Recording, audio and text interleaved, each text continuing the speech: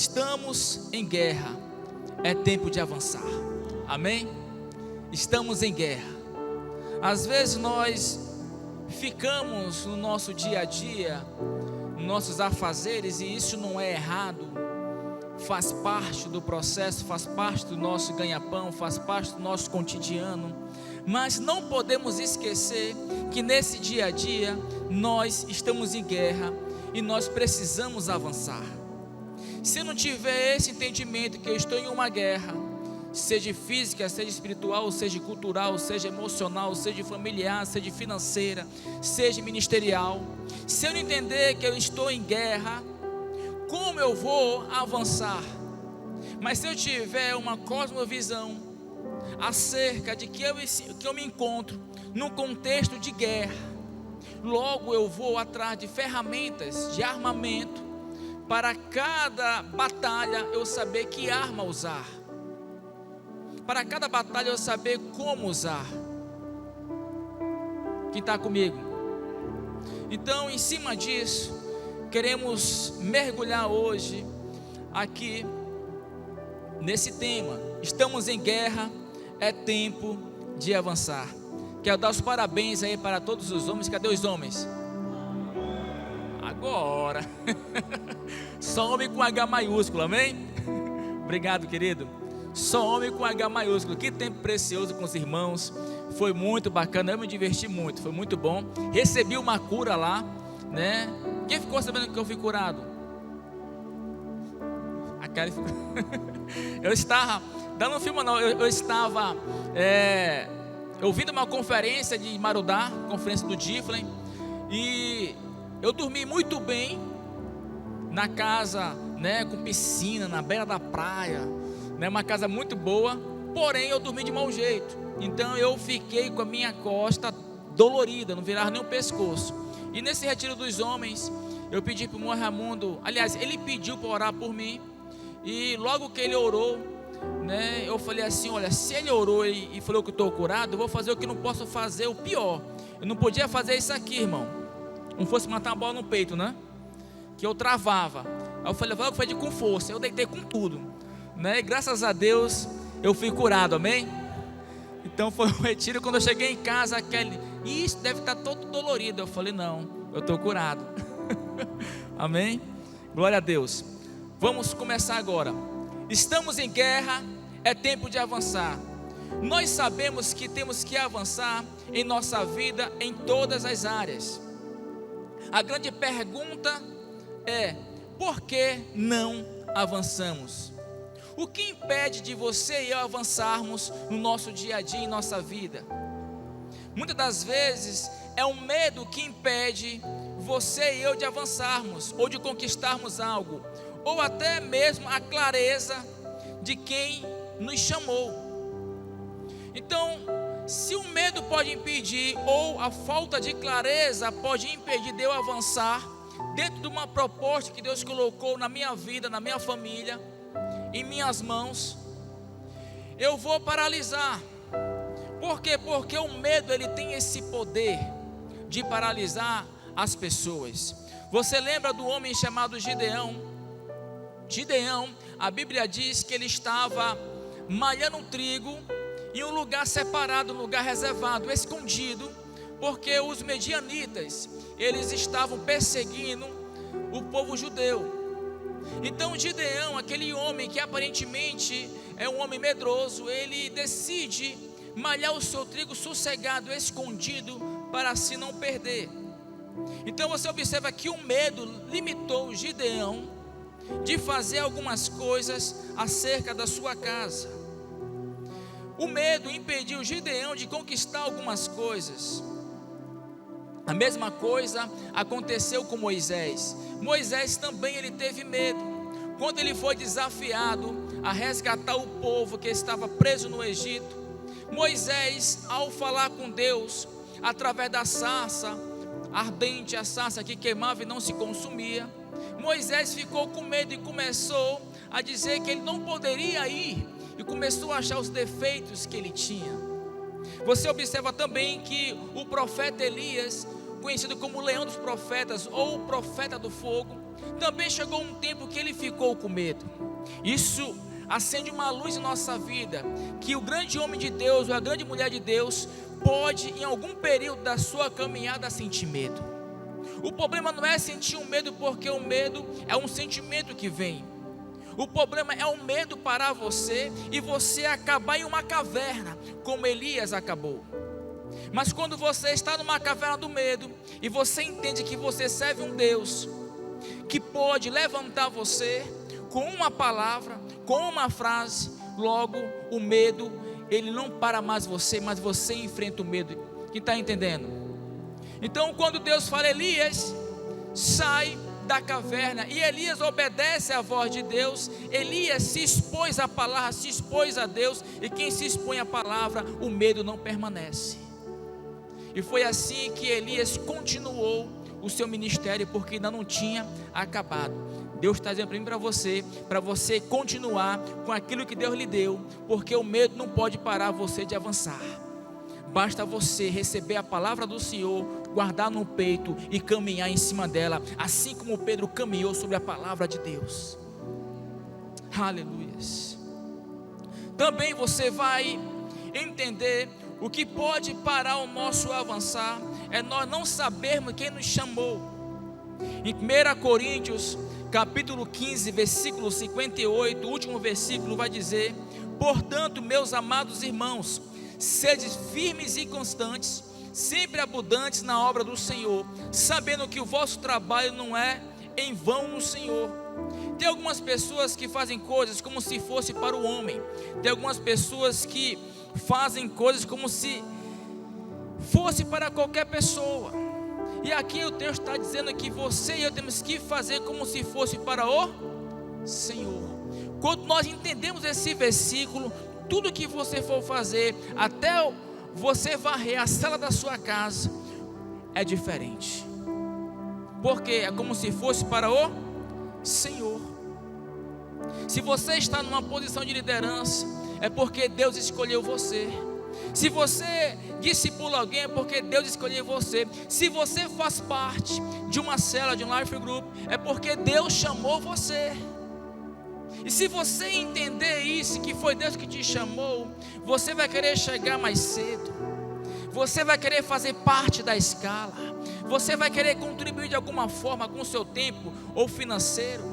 Você quer fazer parte, porque você entendeu que foi Deus que te chamou. Então, queridos, o texto também aqui diz, em Romanos capítulo 14, versículo 12, vai dizer o seguinte: de maneira que cada um de nós dará conta de si mesmo a Deus. Tem pessoas, não aqui, mas já encontrei pessoas nesse Brasil afora que dizem assim: esse ministério não é meu, é do meu líder. Hoje eu sou líder de um life group, mas esse life group não é meu, é do meu líder. Isso aqui é do meu líder. Eu estou aqui, mas é do meu líder. Deus te fala algo: se Deus te deu uma célula, a célula é sua. Irmão, a célula de Deus, não, a célula é sua. Deus vai trabalhar através de você e através de mim, mas se Ele te deu, é sua. Amém? Deus te deu, então se Ele te deu, não pense que Deus vai cobrar do seu pastor ou do seu líder porque levantou você para liderar uma célula. Não. Deus vai cobrar de você, porque Ele colocou nas suas mãos. Ele usou homens, sim, mas Ele usou homens para levantar você. Mas foi Ele que te escolheu para você liderar, para você servir. Amém, queridos? Então esqueça essa palavra: não, a célula não é minha, é do fulano. Não, a célula é sua. Alessandro, mas eu não sou líder de célula, a célula é só do meu líder. Não, querido, se você faz parte de uma célula, a célula também é sua. E você vai prestar conta se você serviu ou não na sua célula. Amém, queridos? Eu não estou bravo, estou apenas abrindo o coração do que Deus falou para mim hoje à tarde. Porque a gente encontra pessoas, Anderson, que dizem o seguinte: o líder que resolva, porque esse não é problema meu. É problema seu também, querido, porque você faz parte dessa grande família. E se alguém da família tem problema, todos têm problema. Se alguém tem dificuldade, todos têm dificuldade. Porque se da sua família um parente seu ficar doente, isso vai preocupar você e você vai querer ajudar ele de alguma forma, porque faz parte da família. Então, querido, nessa grande família, paz, que nós possamos entender que aquilo que Deus colocou nas tuas mãos é seu e você é o responsável. Se você fazer as coisas como se fosse para o homem, no dia do julgamento Deus vai cobrar de você, não é do pastor não. Amém? Vai cobrar de você, porque Ele confiou em você para poder fazer algo. Lembra de Eli?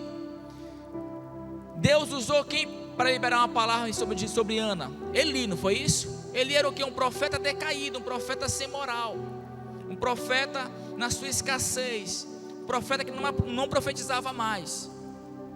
Porém, Deus usou a liderança de Eli para liberar a palavra, porque Deus sempre trabalha de cima para baixo, não de baixo para cima. E aí Eli libera a palavra, Ana tem a palavra lá na Samuel. Mas quem é responsável por Samuel? É Eli ou é Ana? É Ana. Ana é responsável, porque Deus colocou na mão dela. Amém? Quero te falar que Deus colocou na tua mão esse ministério. Tome posse disso. Sirva aquilo que Deus te deu. Faça como se fosse para Deus. Passe uma semana servindo, literalmente como se fosse para Deus. Você vai ver que as nossas atitudes vão mudar bastante. Amém, queridos? Diga assim: eu recebo essa palavra. Aplaudo o nome do Senhor Jesus.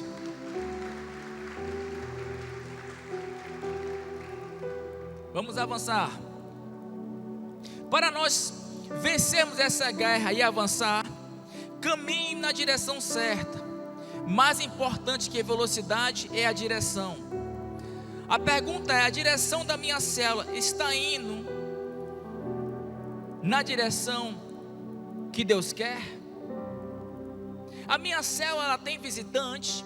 A minha célula já tem um próximo líder? A minha célula já tem um próximo anfitrião? Eu vou te perguntar: qual o papel do líder de uma célula, líder de um life group? Qual o papel principal do líder? Muito bem, né? Levantar outro líder. Esse é o papel principal do líder, é levantar outra semente semelhante a ele, um outro líder. Esse é o papel principal de um líder de célula. E a minha pergunta é para mexer com você mesmo: será que a minha célula está na direção que Deus quer? Será que eu já tenho um próximo líder? Será que eu já tenho um anfitrião?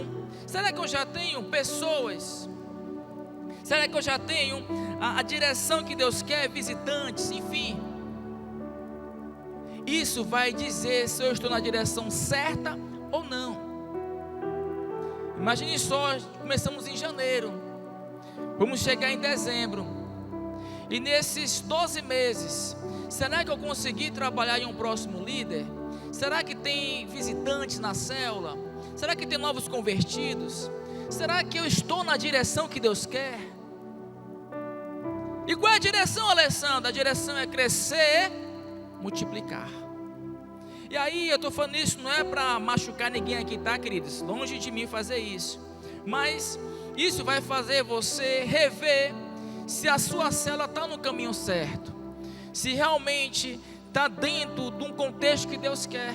Porque se não tiver, podemos recomeçar.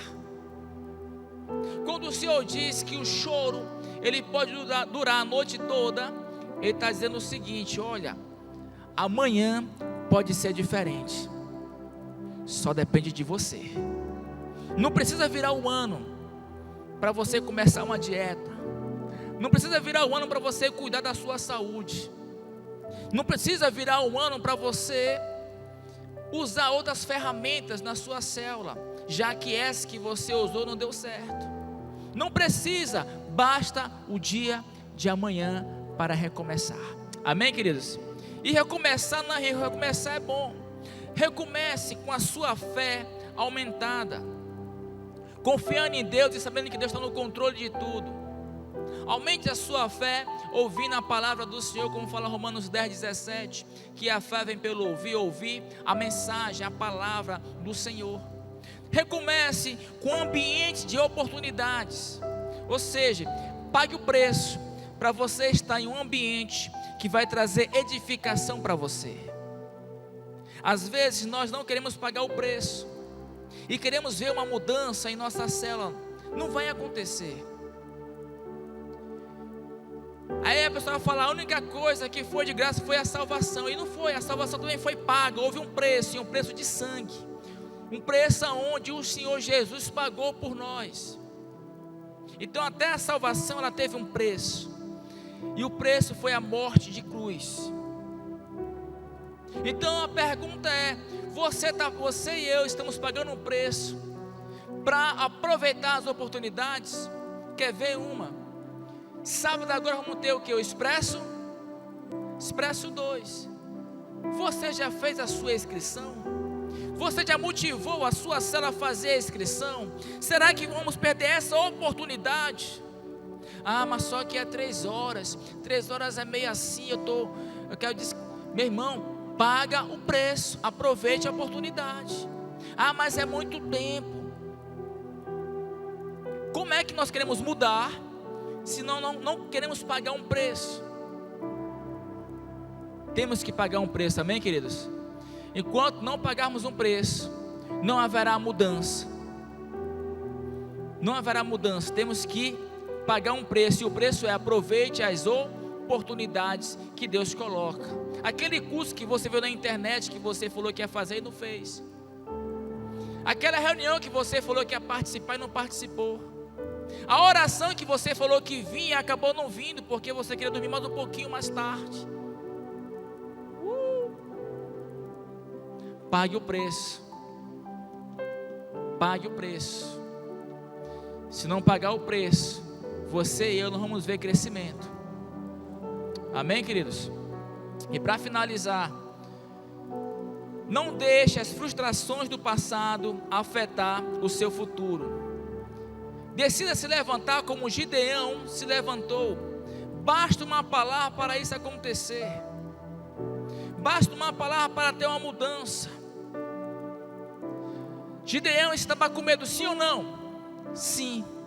Mas bastou uma palavra do anjo do Senhor para ele tomar posse, entender que ele poderia conquistar muito mais, porque o medo estava parando ele de avançar. E a palavra do Senhor foi: homem valoroso. Deus está dizendo para mim e para você: levante-se, homem e mulher valoroso. Deus tem algo contigo, e o dia é hoje. Não deixe o medo parar você, não deixe a preguiça parar você, não deixe as coisas externas parar você. Continue a avançar. Lembra de Josué quando assumiu um grande ministério? Ele tinha que pastorear pelo menos 12 milhões de pessoas. O que foi que Deus falou para ele? Josué, seja medroso. Foi isso? Seja forte e corajoso, porque eu sou contigo. E eu só vou agir em quem tem coragem, e quem tem peito, e quem avança, e quem acredita no impossível que eu posso fazer. Você pode pensar, poxa, mas a minha célula hoje tem só 8 pessoas. Seja forte e corajoso. Creia que Deus vai dar a multiplicação, mas faça a sua parte, porque Deus não é empregado de ninguém. Mas se você fizer a sua parte, Deus vai fazer a parte dele, e a parte de Deus é 100 vezes mais maior que a nossa parte.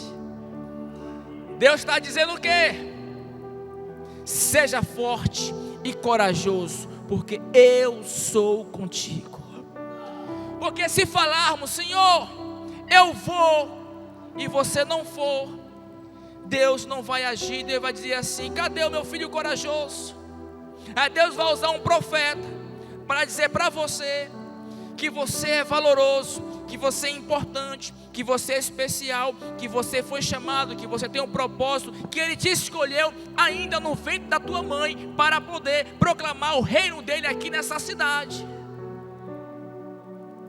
Seja forte e corajoso. Deus não nos deu um espírito de covardia, mas de amor, moderação, de poder, para poder servir as pessoas. Aleluias. Gideão, quando ouve a palavra, ele atende, ele vai. E Gideão sabe que ele tinha grandes coisas para fazer naquele chamado. Gideão, depois que entendeu que ele foi chamado por Deus, Deus agora ia forjar Gideão. Deus fala: Gideão, agora você vai levantar pessoas para caminhar contigo. Gideão consegue levantar 32 mil pessoas para enfrentar 135 mil. Algo impossível, não é verdade? Mas Gideão tomou posse. Gideão não ficou reclamando, não ficou murmurando depois que ele passou por aquele processo de provação de Deus. Temos que entender que as dificuldades da vida, e todo mundo aqui enfrenta, no seu grau de limite, temos que entender que essas dificuldades nada mais é para aprimorar nossas habilidades. As dificuldades que você enfrenta é para aprimorar o seu talento, as suas habilidades. Lembra de Davi? Davi, ele fazia coisas que naquela época muitos não queriam fazer. O que era? Cuidar de ovelhas. Cuidar de ovelhas não era um serviço que qualquer pessoa queria fazer. Era um serviço árduo. Tinha que procurar, pasto em meio deserto, aonde em alguns lugares aparecia feras, como leão, como urso. Era um serviço que ninguém queria fazer. Sempre colocava aquela pessoa, entre aspas, sem valor, aparentemente, para fazer esse trabalho, porque os outros queriam fazer outros serviços mais nobres. E se nós não entendermos que essa dificuldade, esses problemas que eu e você enfrentamos, é para aprimorar a nossa habilidade, Deus forjar cada um de nós, você nunca vai poder desfrutar dos desafios que Deus tem para você. Mas quando você entende que Davi, ele estava onde? Cuidando das ovelhas, sim. Só que Davi estava aprimorando a sua habilidade. Qual era a sua habilidade? Baladeira, estilingue, era funda, era pedra. Ele estava aprimorando a sua habilidade. E quando ele aprimorou a sua habilidade, sem reclamar, sem murmurar, sem falar que não era para ele, chegou a grande oportunidade de enfrentar um guerreiro, de enfrentar um homem alto, de enfrentar um gigante. Mas Davi sabia